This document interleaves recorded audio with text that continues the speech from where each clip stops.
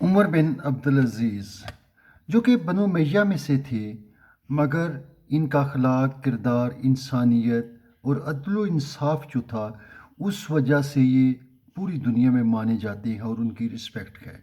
بنو امیہ نے جو ظلم کیا تھا، جو جبر کیا تھا، جو رشوت کا نظام قائم کیا تھا، جو اخلاقیات اور کردار اور اس طرح کی اعلیٰ ویلیوز کو انہوں نے ختم کر دیا تھا۔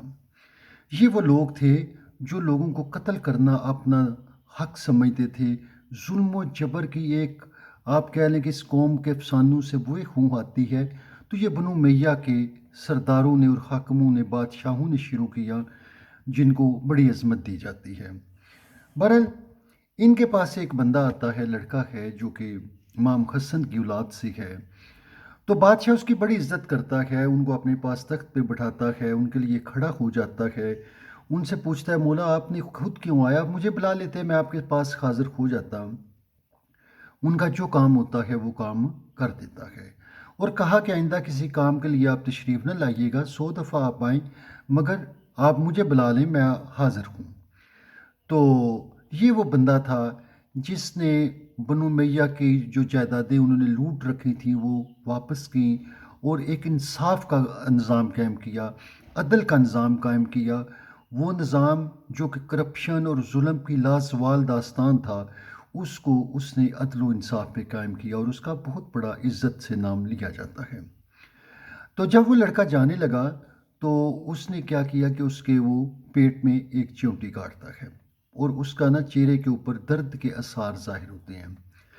جب وہ چلا گیا تو لوگوں نے کہا کہ جناب آپ نے اس کو بڑی آنر دیا، بڑا ریگارڈ دیا ہے، ایک لڑکا تھا، اس کے لیے آپ کھڑے ہو گئے اور اس کو تخت پہ بٹھایا، ہمیں بھی اٹھنا پڑا۔ تو انہوں نے کہا کہ یہ جناب فاطمہ الزہرا کی اولاد سے ہیں، اور اگر جناب فاطمہ اس ٹائم یہاں موجود ہوتی تو میں نے جو اس کو عزت دی ہے، کیا وہ خوش ہوتی یا ناراض ہوتی؟ تو انہوں نے کہا ڈیفینیٹلی وہ خوش ہوتی۔ تو اس نے کہا جناب فاطمہ کی خوشی مجھے ہر چیز سے زیادہ عزیز ہے۔ پھر انہوں نے کہا کہ آپ نے اس کے پیٹ میں وہ چیونٹی کاٹی اور اس کو تھوڑا درد ہوا، اور اس کے کان میں کچھ کہا۔